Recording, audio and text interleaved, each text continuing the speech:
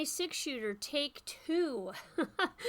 So he got sent around on the line a little bit and got to get some of that stuff out of him. Now look at the difference in mounting him now versus just before. Feet are still, gives his head around really soft and nice. I'm not too worried about if they cross over in front when I bend their head around like that. That's not really stepping forward and stepping out of it. But we just try to start off the ride again and go ahead and go forward. You know, I think in total I had gotten about 35 rides or so on this guy overall. And I did do quite a bit of riding out to the pasture with him because we really needed to work through a lot of those issues we had out there. If you guys aren't familiar with it, go back and check out his first ride out in the crick pasture. He was a lot of horse. It was a lot of horse to ride out there. And so I spent a lot of time out there and then only a little bit more in the arena here like this. Now, when you are a little bit concerned about something that might, get silly with you, want to act up, want to be playful, I always put them right into these bending emergency stops right away. They only get to make a few steps and then I put them right into an emergency stop. Look at how much practice we're getting here when we just do it over and over again. And the changing directions, this works through not only the horse's anxiety, but it works through your anxiety as well. Because let me tell you, I'm cold, I'm stiff up there. There's, it's always very a rigid experience, and then you get on a colt and you're not sure whether they're going to act up or not. And so this kind of, breaks the ice for both horse and rider, because I'm not going to sit here and tell you guys that I wasn't a little bit scared. It's never fun climbing up on a colt when it's cold and you're in layers. I'm telling you, I always have a layer of leggings on underneath these jeans.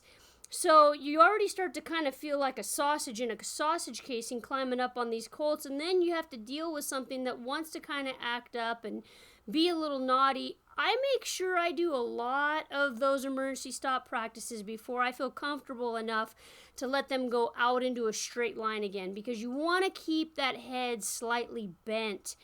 If you have that head slightly bent, it takes away some of their power. It takes away some of their strength.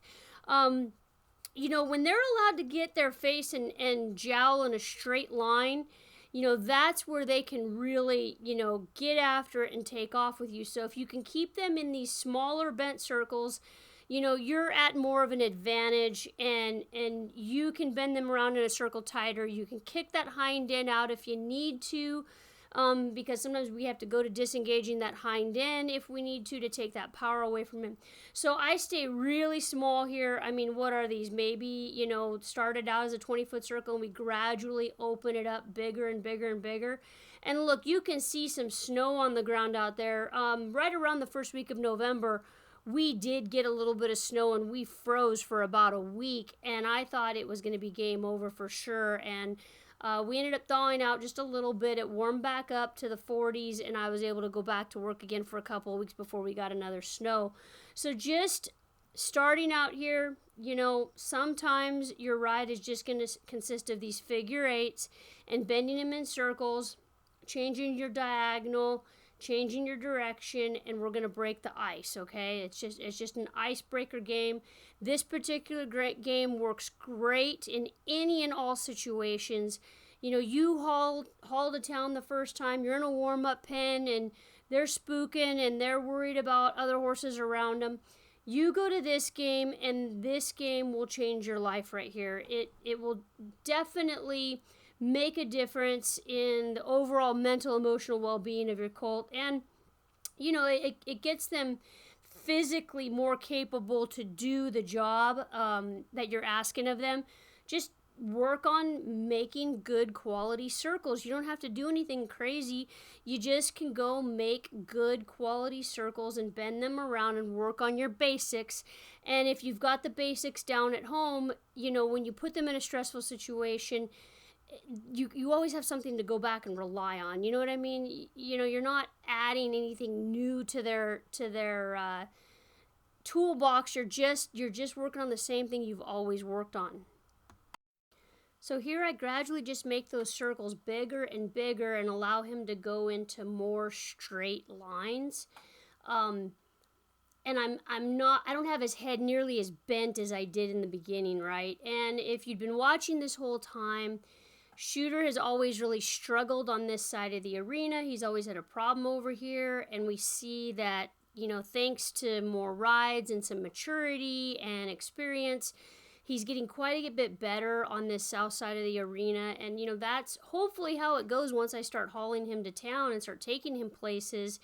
And you know, he gets to go to some of the same arenas over and over again. He starts to get a lot better with, you know, with change and things that scare him in general, right? And, you know, shoot, just 10 rides ago, we couldn't work down at this end of the arena, you guys. If you remember, I mean, I was so frustrated with him, and I was so discouraged, and I probably didn't share that with you enough when I was in the middle, in the trenches of working with him.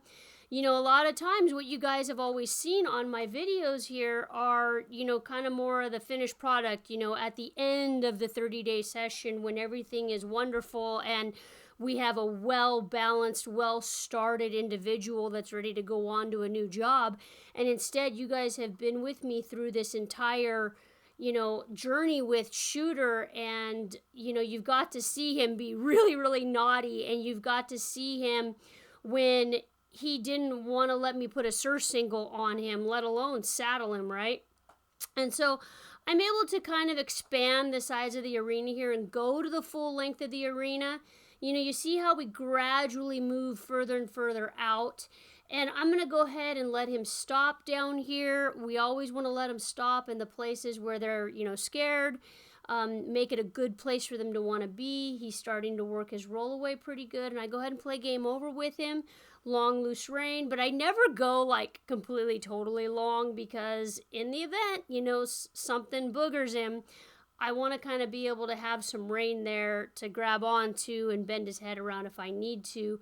But I think I've got him in a better mental place now, that I've had a chance to, you know, do those trot figure eights and change diagonal and change the circle and get his mind right. And it didn't take too long. I mean, look at how long this video is. We're into like 8 minutes now. And that's how long it takes, you guys. It feels like it takes forever. But, you know, we as riders, we just need to have the stamina to be able to go the distance with these colts.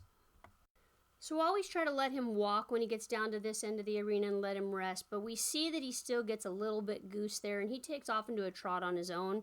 Rather than trying to fight him back down, I just go with it and I put him back to work. It's kind of one of those situations where it's like, fine, you want to get your feet moving again, let's go back to work. I would rather just put him to work and give him a job than, you know, turn it into a tug-of-war situation where I'm pulling on the reins, trying to get him to come back down to a walk or a stop. We just go right back to work. And we start to see in this ride, Shooter's ducking his head a lot. You know, we see him lowering that neck and head. And that is a couple different things going on there. That is him trying to get that dopamine release. You know, whenever they lower that neck and head below the withers, they're getting a hit of good endorphins, right? I use this opportunity to go over the ground poles in the arena. Ground poles are not just for English horses. They're not just for hunter jumpers, you guys. Ground poles are for everybody. Ground poles make horses confident, quiet, and not as spooky when you go out in the pasture and there are random things that are out in the pasture. Down fence lines, tree branches, rocks, whatever. They have the confidence to go up to it, to step over it, to step around it. They're not surprised when they come across those things. So we have to be practicing more with those ground poles. It also teaches them proper footwork when they trot over them and walk over them properly. So I would encourage everybody to stick some ground poles out there. I take this opportunity to start doing some rollaways with him. And, you know, I didn't do a lot of these in the arena. First of all, I know that they are something that I can implement a lot further down the road because I have a horse with plenty of speed. He's got plenty of foot speed. I need to get him to go slow first before I need him to go fast. So I want him to be technically correct. I want him to be slow first. So I don't push real hard on him learning the basic handle. I know I can always teach that to him. And I don't want to get into a power play with him and fight him to bring him down to a stop to roll him. And so when he's looking for stop or looking to slow down like he did just now, I'm going to take it. And it's in this ride right here that we really kind of see that this horse is getting tired and he's getting to where he's done. There's a point with 2-year-olds when they are just burnt out and they are ready to quit and take a break, they're ready to go home, or they're ready to go find another job or gainful employment. They're done with me training on them. They're done with me doing the same drills on them. They're done with what I'm throwing at them. He's going to grow. He's going to change in his body. You know, he's kind of been through it. So we're going to add a few more things to his skill set, you know, as just some last things for him to kind of digest before we put him up for the year, which are these 360s. And we're just doing them at a walk. You know, again, we don't have to go really fast. I know you guys have seen me go really, really fast on some colts in a very, very short period of time. But with this particular horse, we all know that we will blow his mind if we try to go too fast with him. And we're looking for the long haul. I'm not trying to sell this horse at the end of 30 rides. I'm not trying to sell him at the end of 60 rides.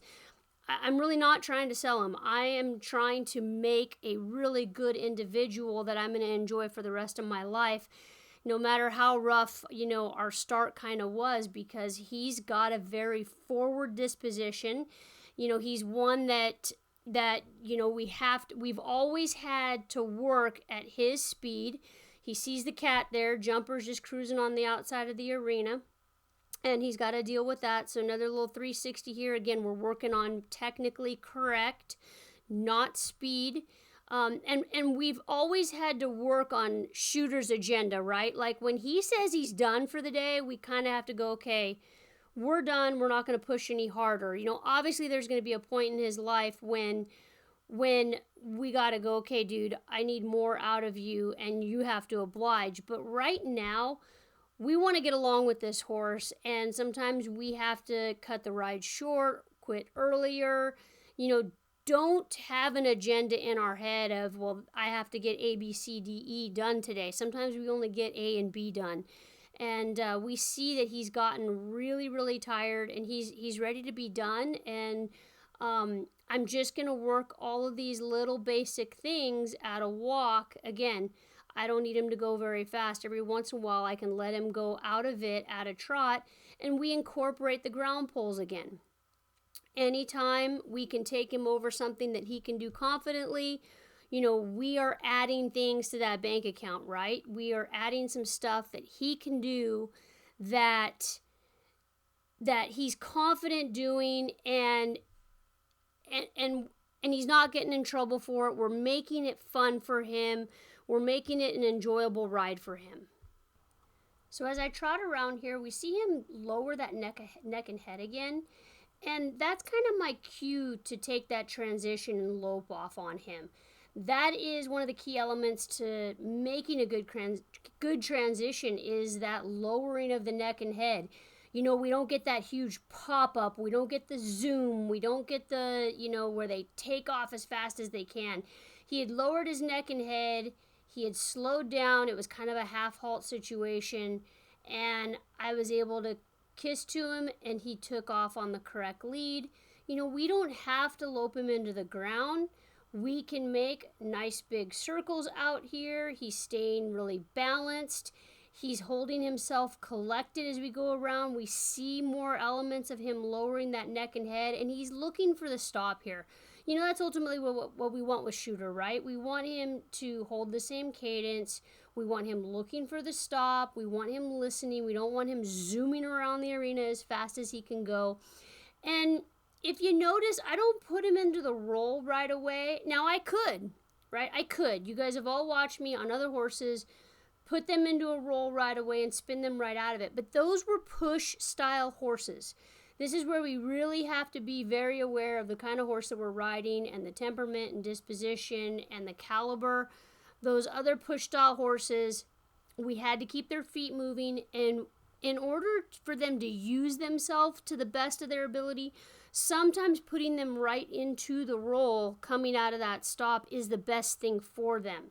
In Shooter's case, keeping him nice and quiet and putting him into that roll away like you would see a reiner do on a reining pattern, that's going to be what's best for his mind at this point in his training.